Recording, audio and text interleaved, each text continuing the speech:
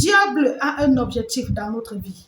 Nous priver de nos bénédictions, nous priver de nos biens, s'appuyant, se servant de notre ignorance, se servant de notre négligence, de notre laxisme en tant qu'enfant de Dieu, pour nous priver de nos bénédictions, afin de nous pousser à maudire Dieu, afin de nous pousser à douter de Dieu. Et c'est ce qui se passe aujourd'hui. Si tu demandes par-ci et par-là, les gens te diront toujours que c'est si difficile, il n'y a plus d'argent, les choses sont devenues compliquées, les affaires ne marchent plus, tout est devenu difficile. Beaucoup se sont compromis parce qu'ils ne connaissent pas les promesses de Dieu pour leur vie, parce qu'ils ne connaissent pas ce qu'ils possèdent en Christ. Quelle est ta foi et ta croyance en Dieu? Quelle est ton intimité avec le Seigneur? Est-ce que tu as une intimité avec le Seigneur? Est-ce que tu as une relation avec Dieu? Si tu n'as pas une relation avec Dieu en cette fin de temps, tu vas te compromettre. Découvre dans cette vidéo comment est-ce que tu peux mener une vie chrétienne victorieuse sans compromission et t'épanouir et être heureux.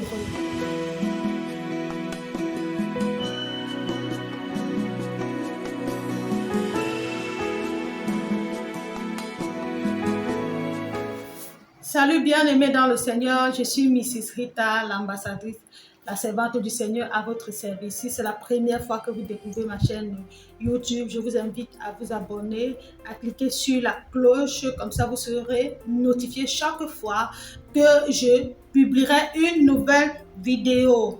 Nous continuons avec notre série d'exhortations sur la vie et les paroles de Jésus. Connaître Dieu à travers la vie et les paroles de Jésus afin de mieux le servir, afin de mieux l'adorer et vivre une vie équilibrée et épanouie en Christ. Nous abordons la 5e parole aujourd'hui et le thème c'est « Refuse la compromission ».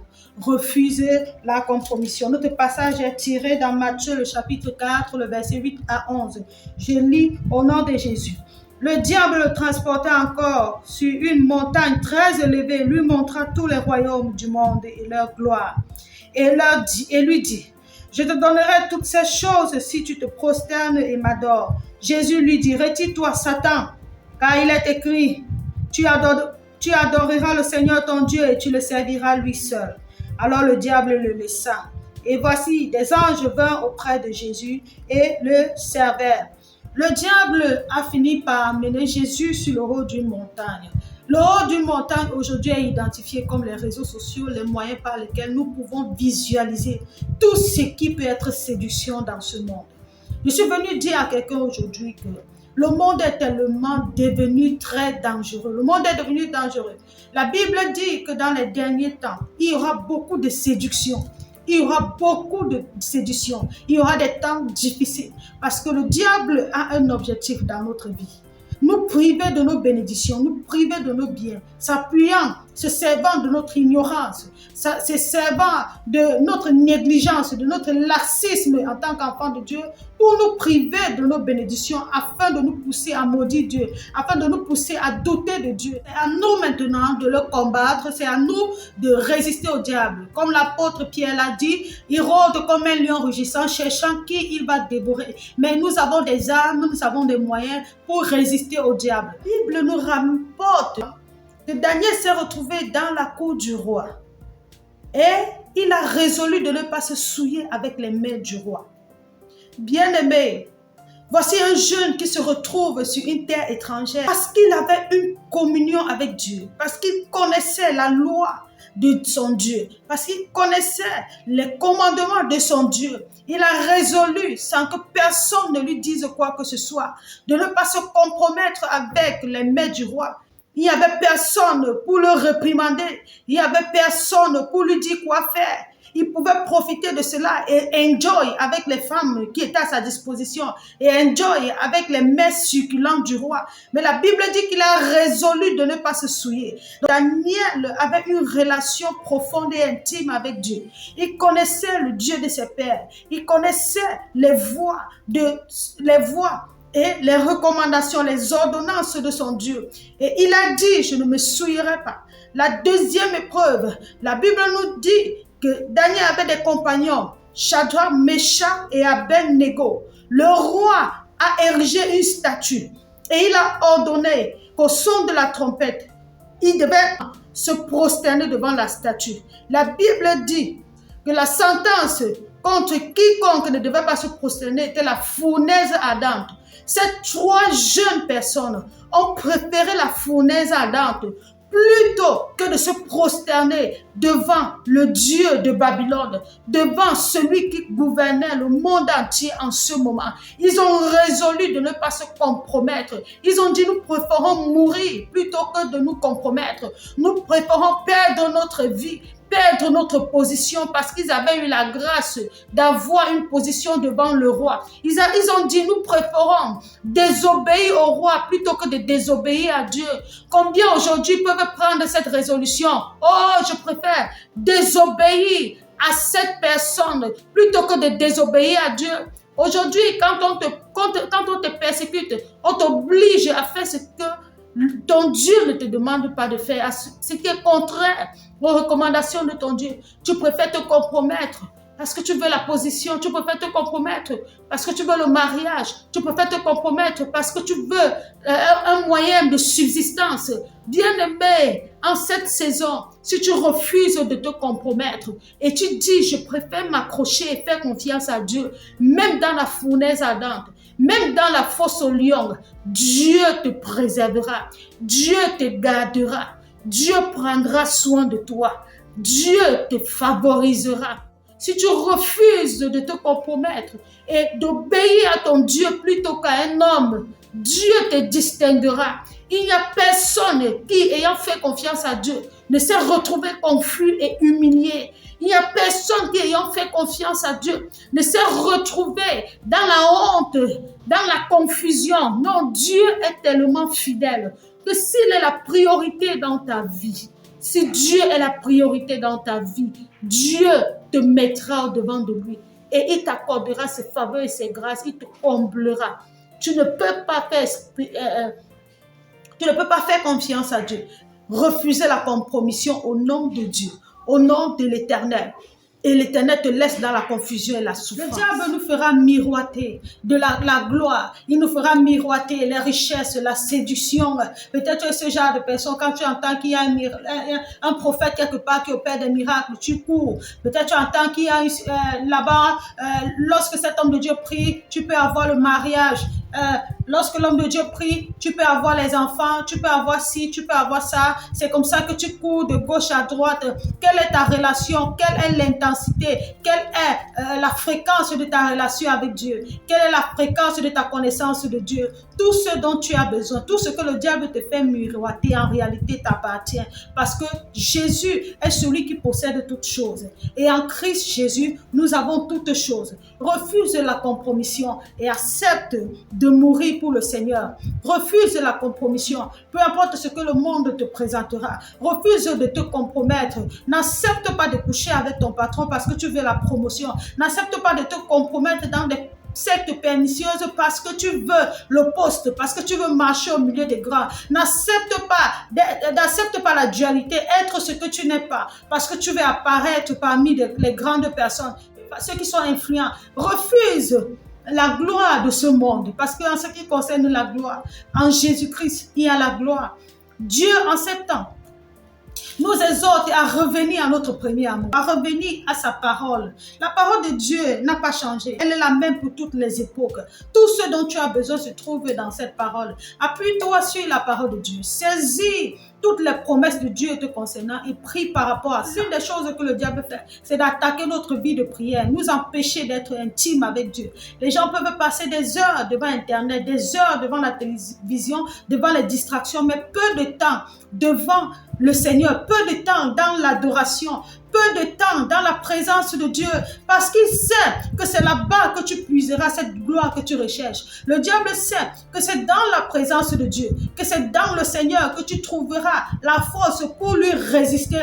Il sait que c'est dans le Seigneur, dans sa présence, que tu auras la solution à tous tes problèmes. Alors il te prive de la capacité de prendre du temps devant Dieu. Souvenez-vous que le diable voulait recevoir l'adoration. Il veut tourner les regards des hommes vers lui. Dans ce monde, tu ne peux pas évoluer si tu n'as pas le Christ.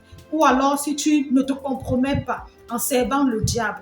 Alors si tu veux évoluer, si tu veux prospérer, si tu veux la gloire, si tu veux être établi dans ce monde, soit tu t'accroches à Dieu, soit tu t'accroches à sa parole, soit tu sers fidèlement le Seigneur, ou alors tu te compromets avec le diable. Mon frère, ma soeur, tant que tu vis dans ce monde, tu seras confronté à la réalité de la compromission et de la séduction.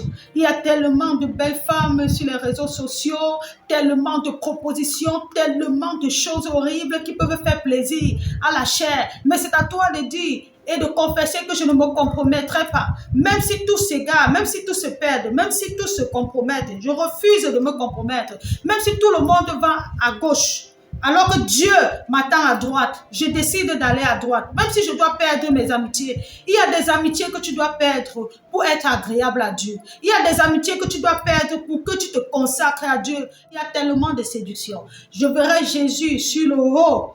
Je verrai Jésus sur le haut d'une montagne, comme un endroit où tu peux te placer et tu vois tout ce que le monde propose et tu vois tout ce que le monde offre, mais au prix de quoi? En fait, tout ce que le diable offre, tout ce que le diable propose, mais au prix de quoi? Au prix de son âme. Aujourd'hui, le dessus de cette montagne, c'est Internet, ce sont les réseaux sociaux. Sur les réseaux sociaux, vous verrez toutes choses. Je dis toutes choses. Il y en a même qui se proposent de vous rendre riche en peu de temps. Il y a beaucoup de choses qui peuvent pousser à la compromission. Et plusieurs jeunes sont tombés dans ce piège. Plusieurs jeunes se sont égarés dans ces voies. Plusieurs même qui allaient à l'église, plusieurs chrétiens même se sont égarés dans cette voie. Il est vrai que la Bible dit dans le livre de 2 Timothée que dans les derniers temps, il y aura des moments difficiles. Il y aura des moments tellement difficiles que beaucoup vont se compromettre, que beaucoup vont s'égarer. Mais la Bible dit aussi que ceux du peuple qui connaîtront le Dieu feront des exploits. Ceux-là qui vont décider de ne pas se compromettre feront des exploits. Jésus aussi a été confronté à la tentation, à la séduction, à l'attirance par rapport aux choses du monde. Mais il a triomphé. Et la Bible dit que quand il a résisté au diable en disant que c'est Dieu seul qu'on doit adorer, et c'est Dieu seul qu'on doit servir. Après avoir résisté ainsi, les anges sont venus le servir. Bien aimé, Dieu a disposé tout en notre faveur. Dieu a disposé les anges, le service des anges à notre faveur. Dieu a disposé toutes les richesses à notre faveur. Toutes ces choses appartenaient à Jésus-Christ. Toutes ces choses appartenaient au Christ, mais le diable vient encore lui proposer ce qui lui appartient. Parfois, beaucoup de chrétiens ne savent pas ce qui leur appartient et le diable vient avec les séductions, les séduit avec ce qui leur appartient. C'est pourquoi la Bible dit que Dieu illumine notre intelligence afin que nous puissions voir les mystères, les choses glorieuses qui s'attachent à notre appel en tant qu'enfants de Dieu. Beaucoup se sont compromis parce qu'ils ne connaissent pas les promesses de Dieu pour leur vie, parce qu'ils ne connaissent pas ce qu'ils possèdent en Christ. Beaucoup se sont compromis. J'ai vu les chrétiens malades, agonisants, qui, ne pouvant pas manifester leur foi, ont préféré mettre leur confiance dans les marabouts. Un chrétien qui va à l'église fervent, qui loue le Seigneur, lève la main, tombe malade, mais après va chez le marabout. Bien aimé, Dieu en cette saison recherche des personnes qui peuvent dire, mieux je meurs dans cette maladie plutôt que de me compromettre et d'aller chez un marabout. Quelle est ta foi et ta croyance en Dieu? Quelle est ton intimité avec le Seigneur? Est-ce que tu as une intimité avec le Seigneur? Est-ce que tu as une relation avec Dieu? Si tu n'as pas une relation avec Dieu en cette fin de temps, tu vas te compromettre, tu vas tomber dans la tentation, tu vas abandonner les voies du Seigneur. Dans la suite de la vie et les paroles de Jésus, vous verrez et vous comprendrez pourquoi est-ce que certaines personnes peuvent tomber dans la tentation. Pourquoi est-ce que certaines personnes peuvent s'égarer après avoir connu la vérité. Bien aimé, tu as même les armes et les capacités pour résister à la tentation. Les richesses, les bénédictions, la prospérité dont tu as besoin là, ça t'appartient. Christ a déjà tout disposé pour nous. Ne laisse pas le diable te compromettre. Ne laisse pas le diable te séduire. La bénédiction, la richesse que tu as besoin là, tu as tout cela en Christ. Ne laisse rien te compromettre et te surprendre. Oh bien-aimé, comme Daniel, refuse de te compromettre avec les plaisirs de ce monde. Refuse de te compromettre parce que tu veux satisfaire une personne. Refuse de te compromettre, même si c'est ton époux. Refuse de te compromettre parce que tu veux lui faire plaisir. Même si c'est ta fiancée, même si c'est ton épouse. Refuse de te compromettre. Aussi longtemps que ton mari, ta fiancée, ton époux, ton fiancé, que ce soit ton père, ta mère, ton parent, t'imposera quelque chose qui est contraire à la volonté de Dieu. refuse de te compromettre. Prends la résolution en toi dès ce jour que je refuse de me compromettre. Merci pour toi qui as suivi cette vidéo jusqu'à la fin. Que le Seigneur te comble davantage et qui te donne la force en ces derniers temps de résister à la tentation, à la compromission et que ta vie lui soit agréable. Rendez-vous très bientôt pour le prochain épisode qui est différent encore ton âme. Shalom, shalom.